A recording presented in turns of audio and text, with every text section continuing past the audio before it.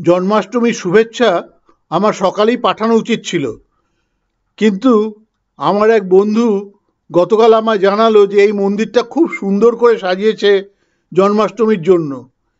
আমি তো সকালবেলায় গিয়ে এই ছবি তুলতে পারতাম না, তাই সন্ধ্যের সময় আমার বাড়ির থেকে বেশ অনেকটা দূরে গিয়ে এই ছবিটা কিংবা ছবিগুলো আর ভিডিওটা করে আনলাম, আর এখন পোস্ট করছি।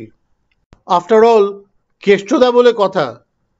আমার কাছে কেষ্টদা ভগবান কিংবা দেবতা নয়, একজন মানুষ। আমি বিশ্বাস করি সত্যি সত্যি এরকম একজন মানুষ আমাদের দেশে জন্মেছিল, দ্রাভিডিয়ান, গায়ের রং কালো।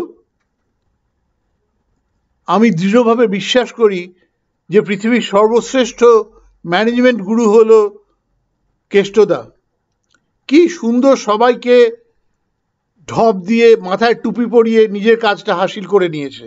লেখাপড়া তো করেইনি, ম্যানেজমেন্ট স্কুলে যাওয়া তো দূরের কথা, ছোটবেলাটায় তো এর বাড়ির থেকে মাখন, ওর বাড়ির থেকে ছানা এইসব চুরি করেছে।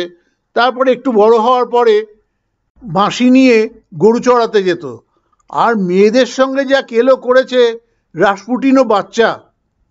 বৃন্দাবনে রাধার সঙ্গে গুচ্ছের কেলো করে বৃন্দাবন ছাড়ার পরে রাধার আর কোনো পাত্তাই নেই। নিজের রাজ্যটাকে বাঁচানোর জন্য কুরুক্ষেত্রের যুদ্ধ লাগিয়ে দিল।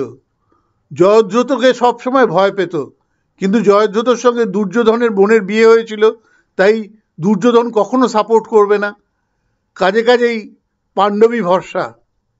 বস জিন্দাবাদ, একটু চরণধুলি দিও, আর হ্যাপি বার্থডে ভুলে যেও না কিন্তু আমাকে।